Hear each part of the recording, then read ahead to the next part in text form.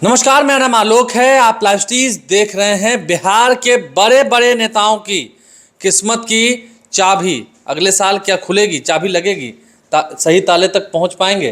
क्योंकि अगले साल लोकसभा के चुनाव हैं और चुनाव से पहले ही बिहार में एक और चुनाव होना है।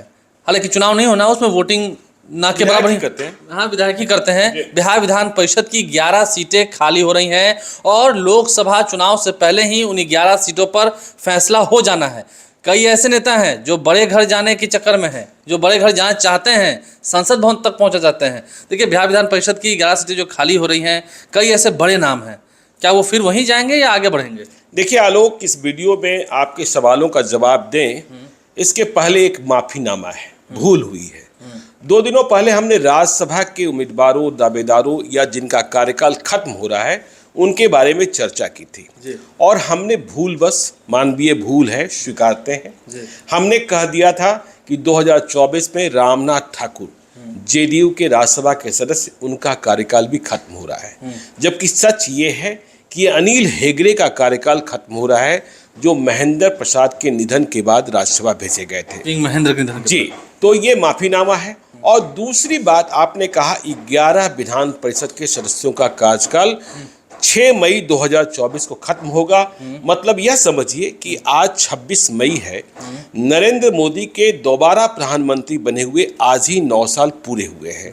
तो 26 मई 2024 के आसपास देश को नई सरकार मिल जाएगी, नए प्रधानमंत्री मिल जाएंगे, सभी नए सांसद मिल जाएंगे। देखिए, एक और बात आपको बताएं कि 11 के अलावा एक फैसला तो किसी भी वक्त हो सकता है। वह है क्योंकि मनोनयन के खाते से एक रिक्ति हो गई है। उपेंद्र कुशवाहा ने जब जेडीयू छोड़ा और राष्ट्रीय लोक जनता दल का निर्माण किया तो उन्होंने बिहार विधान परिषद की सदस्यता से, मतलब जेडीयू के एमएलसी के तौर पर उन्होंने इस्तीफा दे दिया। लेकिन आपको पता है कि बिहार में कुशवाहा राजनीति इतनी जटिल हो गई है, बीजेपी की नज़र है। इस कारण नीतीश कुमार तय नहीं कर पा रहे हैं कि किस कुशवाहा नेता को हम बिहार विधान परिषद में उपेंद्र कुशवाहा की जगह पर भेजें। भगवान सिंह कुशवाहा, उमेश कुशवाहा, इन लोगों में रेस है, ठीक है ना। चलिए अब 11 की बात कर लेते हैं जिनका कार्यकाल लोकसभा चुनाव के जब 2024 में संपन्न हो रहे होंगे, रणभेरी बच चुकी होगी, चुनाव हो रहे होंगे, उसी दरमियान खत्म होगा। तो देखिए, 2018 में जो ये 11 गए थे, तब विधायकों की संख्या बिहार विधानसभा में दलीय स्थिति कुछ दूसरी थी और तब 4 जेडीयू से गए थे और 3 बीजेपी से गए थे, 3 आरजेडी से गए थे, कांग्रेस से 1 गए थे। लेकिन 2024 में जो स्थिति है, देखिए 11 खाली हो रहा है और जब हमें गिनती करनी होती है, आकलन करना होता है किस तरीके से विधायकों का बल चाहिए, तो 11 को हम 12 मानते हैं हिसाब बैठाने के लिए, +1। तो 2024 में 20.25 मतलब 20 विधायक न्यूनतम चाहिए एक विधान परिषद के सदस्य को निर्वाचित करने के लिए, क्योंकि रिक्ति 11 है। और तब देखिए, जो हम बता रहे थे कि 2018 में 4 जेडीयू के गए थे, 2024 में जेडीयू के सिर्फ 2 जा पाएंगे। आरजेडी के 3 गए थे, इस बार 4 जाएंगे। बीजेपी के तब 3 गए थे, इस बार 4 जाएंगे और कांग्रेस भी 1 जाएगा। एक जाना ही, हाँ, 1 जाना ही जाना है। क्योंकि देखिए, यदि हम वामपंथी दलों की बात करें तो वे भी कांग्रेस के इर्द गिर्द पहुंच जाते हैं संयुक्त शक्ति के तहत, यदि वे सब लोग एक साथ हो जाएं। लेकिन सबसे बड़ी ताकत माले की है और माले ने बिहार विधान परिषद के चुनाव में अब तक कोई दिलचस्पी नहीं दिखाई है। तो देखिए, अब हम बात करते हैं किनका किनका रिटायरमेंट हो रहा है। जो बड़े बड़े नेता हैं, बड़े नेता हैं। स्वयं नीतीश कुमार, बिहार के मुख्यमंत्री। देखिए, आपको पता है कि जब से वे बिहार के मुख्यमंत्री बने हैं, उन्होंने कोई बिहार विधानसभा का चुनाव नहीं लड़ा है और 2024 में तो रणभेरी बजी होगी, चुनाव चल रहे होंगे। नीतीश कुमार पूरे देश के विपक्ष को एक करने की कोशिश में लगे हैं। तो जेडीयू के नीतीश कुमार बिहार के मुख्यमंत्री, यदि वे जाना चाहेंगे बिहार विधान परिषद तो कहाँ परेशानी है? कौन रोक सकता है? यह उनकी मर्जी है, या फिर वे लोकसभा चुनाव लड़ते हैं, राज्यसभा जाते हैं, यह देखना होगा, ठीक है ना। तो उनके नाम पर कोई इधर उधर की स्थिति नहीं हो सकती। हाँ, ये उनका अपना फैसला है। देखिए, संजय झा जो बिहार सरकार में मंत्री हैं, जल संसाधन मंत्री हैं, ये बीच में भेजे गए थे। एक निधन हुआ था खुर्शीद मोहसिन का, फिर बिहार विधान परिषद पहुंचे थे। तो जैसा हमने बताया कि 2 ही सीट जेडीयू के खाते में जाएगी, तो नीतीश कुमार की तो अपनी मर्जी। संजय झा के बारे में बहुत चर्चा है कि वे दरभंगा लोकसभा का चुनाव लड़ना चाहते हैं, तैयारी भी कर रहे हैं, बड़े घर जाना चाहते हैं, बड़े घर जाना चाहते हैं, लोकसभा पहुंचना चाहते हैं। तो फैसला हो जाएगा। दरभंगा या मधुबनी से लड़ना चाहते हैं, दरभंगा या मधुबनी जो भी आप मान लें, लेकिन दरभंगा की ही संभावना अधिक है। तो यह फैसला तब हो चुका होगा कि उन्हें टिकट मिला कि नहीं मिला। ठीक है ना? यदि टिकट मिला तो फिर इधर की कोई बात नहीं होगी। अब देखिए, तीसरे जो हैं रामेश्वर महतो, जो अभी जेडीयू के हैं, वे तो अब उपेंद्र कुशवाहा के करीब हैं, बोल भी चुके हैं, दिख भी चुके हैं। हाँ, इसलिए उनकी संभावनाएं तो खत्म ही हैं। और कहा जा रहा है कि सीतामढ़ी की सीट यदि उपेंद्र कुशवाहा के खाते में गई एनडीए में, तो रामेश्वर महतो उम्मीदवार हो सकते हैं।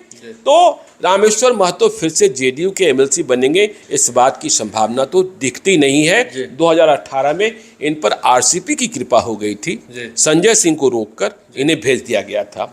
खालिद अनवर, देखिए, इनके पैरवीकार अब बचे नहीं, लेकिन यह देखना होगा कि जो मुसलमानों के प्रति नीतीश कुमार का प्रेम है, उन्हें छोड़ना नहीं चाहते हैं, तो क्या समायोजन करते हैं, क्योंकि सिर्फ 2 सीटें हैं और बड़ा फैसला करना होगा।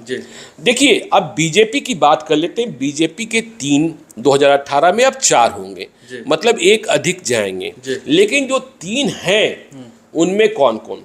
शाहनवाज हुसैन, आपको मालूम है कि पूर्णकालिक कार्यकाल नहीं मिला था जब बिहार में एनडीए की सरकार बनी 2020 के बाद। जी, और इन्हें बिहार में उद्योग मंत्री बनाना था, तो ये बिहार विधान परिषद के सदस्य बनाए गए। जो रिक्ति थी उसमें ये बने। अब शाहनवाज हुसैन का कार्यकाल भी खत्म होगा। देखिए, शाहनवाज हुसैन की पहचान केंद्रीय राजनीति को लेकर है, और शाहनवाज हुसैन 2024 भागलपुर से लड़ने के लिए बेताब हैं।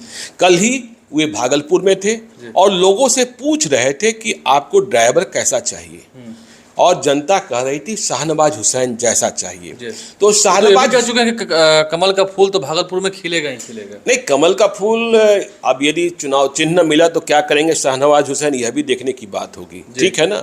शाहनवाज हुसैन नीतीश कुमार को भी अच्छे लगने लगे हैं।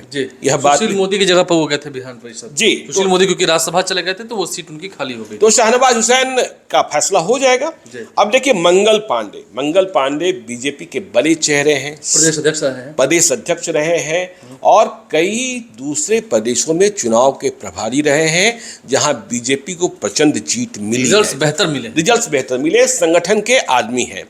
तो मंगल पांडे को लेकर इफबट नहीं है। अभी यदि मंगल पांडे ने यह सोच लिया कि उन्हें भी बड़ा भवन जाना है, सिवान से पार्लियामेंट लड़ लेना है, तो दूसरी बात है। ठीक है ना? क्या समीकरण होते हैं। संजय पासवान दलित चेहरे हैं, केंद्रीय मंत्री रहे हैं, एक्टिव रहते हैं। अब देखना है कि ये 3 जो हैं, ये तीनों रिपीट होते हैं। शाहनवाज हुसैन जाना तो 4 है। हाँ, जाना 4 है, एक और अधिक सीट मिलेगी। अब यदि हम आरजेडी की बात करें, राबड़ी देवी, देखिए, राबड़ी देवी को सदन में रहना है, क्योंकि वो जो बंगला है 10 नंबर, वो राबड़ी देवी के नाम पर ही है। राबड़ी देवी 2014 में लड़ी चुनाव, सारण लोकसभा क्षेत्र से चुनाव हार गई। 2019 उन्होंने नहीं लड़ा, अपने समधी चंद्रिका राय को दे दिया था, वो भी हार गए। अब 2024 में मुझे नहीं लगता है कि राबड़ी देवी फिर चुनाव लड़ने जा रही हैं। सारण लगता है उनके परिवार के किसी सदस्य के पास रहेगा। देखिए, बहुत सारी चर्चाएं हैं। देखिए, सारण में एक राजपूत चेहरे भी हैं जो लालू यादव के बेहद करीबी हैं। मैं देख रहा हूं कि सोशल मीडिया के कई प्लेटफॉर्म पर यह प्रचार चल चुका है कि वो चुनाव लड़ना चाहते हैं। लेकिन आपको पता है कि लालू यादव के परिवार में परिवार प्रेम अधिक है, तो जब बेटी लड़ सकती है तो बहू क्यों नहीं लड़ सकती है? ये भी चर्चा है। राजश्री यादव को लेकर भी चर्चा है। और यदि तेजस्वी यादव फैसला कर लेते हैं तो राजश्री यादव कि चुनाव लड़ने में परेशानी कहाँ होगी, नतीजे क्या आएंगे यह नहीं पता। लेकिन हाँ, एक जो बहुत करीबी हैं लालू से और तेजस्वी दोनों से, उनके भी चुनाव लड़ने की चर्चा यहाँ वहाँ होने लगी है और शायद मन में है भी। तो राबड़ी देवी तो विधान परिषद जाएंगी। राबड़ी देवी विधान परिषद जाएंगी। रामचंद्रपुर में संभावना आप कम समझिए, अभी तो उपसभापति बना दिया था। हाँ, देखिए, आपको पता है 2020 में वे अपनी पत्नी को चुनाव लड़ाना चाहते थे, किस तरीके से परेशानी हुई, फिर रितु जायसवाल को कैसे बैकडोर से सिंबल दिया गया था। तो रामचंद्रपुर में उम्र के उस पड़ाव पर पहुंच चुके हैं जहां विश्राम करने के लिए कहा जा सकता है। बहुत लंबा समय और बहुत लंबे अवधि तक उन्हें हर तरीके का सम्मान लालू यादव ने दिया है। प्रदेश अध्यक्ष भी बनाया था, प्रदेश अध्यक्ष भी बनाया है। और आपको यह भी पता है कि अब राजद के भीतर अकाउंटेबल टू तेजस्वी यादव ऐसे लोग ज्यादा पसंद किए जा रहे हैं। लालू यादव की चर्चा करने वाले लोग या लालू यादव के जमाने के लोग, उनका भाव थोड़ा नीचे जा रहा है। संतोष सुमन हैं तो हम पार्टी के, जीतन राम मांझी के बेटे हैं, बिहार सरकार में मंत्री हैं। 2018 में इन्हें लालू यादव ने आरजेडी कोटे से हम के टिकट पर भेज दिया था। लेकिन 2024 में इनका ठेका लालू यादव नहीं लेने जा रहे हैं, ना तेजस्वी यादव लेने जा रहे हैं। ये होंगे नीतीश कुमार की मेहरबानी पर। अब ये लोकसभा चुनाव लड़ेंगे, महागठबंधन में रहेंगे नहीं रहेंगे, क्योंकि इनके बोल, जीतन राम मांझी के बोल बनते और बिगड़ते रहते हैं। देखने की बात हो। 5 सीटों की मांग कर दी है अभी से ही। हाँ ठीक है, वो जहानाबाद भी मांग रहे हैं, औरंगाबाद भी मांग रहे हैं, गया भी मांग रहे हैं, पूरा मगध मांग रहे हैं। हाँ, लेकिन इतनी क्षमता है नहीं कि, और उन्होंने 2019 लड़कर देखा भी है। नालंदा में तो उम्मीदवार ही नहीं मिल रहा था, सीट मिल गया, फिर वो लालू यादव ने उम्मीदवार दिया था। कहाँ से इंपोर्ट एक्सपोर्ट हुआ मुझे नहीं पता। ठीक है, अब रही बात कांग्रेस की। कांग्रेस में देखिए प्रेमचंद मिश्रा हैं। अब कांग्रेस नेतृत्व तो फैसला करेगा, प्रेमचंद मिश्रा को फिर से भेजते हैं, क्या करते हैं, यह कांग्रेस को देखना होगा। तो नए समीकरण है, आपको पता ही है कि आरजेडी के 80 विधायक हैं और जेडीयू के पास 45+1, मतलब +1 इसलिए हम कहते हैं कि सुमित कुमार सिंह समर्थन दे रहे हैं निर्दलीय। बीजेपी के 78 विधायक हैं, 78, कांग्रेस के 19, हम पार्टी के 4, सीपीआईएमएल के 12, सीपीआई के 2, सीपीआईएम के 2 और ओवैसी की पार्टी एआईएमआईएम के 1। तो ये समीकरण है और इस समीकरण में किसका पत्ता, मतलब महागठबंधन फिलहाल 164 की संख्या में है। हाँ 164 और उधर बाकी जोड़ लीजिए, ठीक है ना। तो देखना होगा कि ये जो बड़े बड़े कुछ नेता हैं, 164 प्लस 165 हो जाएगा ना, सुमित सिंह को भी जोड़ लेंगे। जी। और देखना ये होगा कि बड़े बड़े जो नेता हैं, हालांकि अगर हम नीतीश कुमार की को छोड़ दें, राबड़ी देवी को छोड़ दें, तो इन लोगों का तो फैसला खुद का होगा। ये खुद क्या फैसला करेंगे कह नहीं सकते। संजय झा भी चुनाव लड़ेंगे, तो बहुत संजय झा, शाहनवाज हुसैन, ठीक है। संतोष सुमन क्या करेंगे, ठीक है ना। प्रेमचंद मिश्रा दोबारा जाएंगे नहीं जाएंगे, तो बहुत सारे सवाल जो है खड़े हैं। इन बड़े बड़े नेताओं के किस्मत को देखा जाएगा।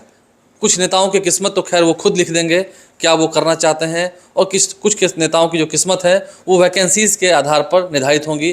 क्या बीजेपी जिसे 4 सीटें मिल रही हैं वो कुछ नए अपने कार्यकर्ताओं को मौका देगी, कुछ ऐसे चेहरे जिन्हें आगे करना होगा, क्योंकि लोकसभा चुनाव समय जिन्हें टिकट नहीं मिलता है, बीजेपी +1 होने जा रही है, इसलिए वहां तो एक नया चेहरा आना ही आना है। कुछ लोग जो नाराज होते हैं टिकट के समय, उन्हें मनाया जाएगा, बिल्कुल बनाया जाएगा। तो आप लाइव स्ट्रीम से बने रहे। ये तमाम समीकरण हमने आपके सामने रखे हैं, समझाए हैं।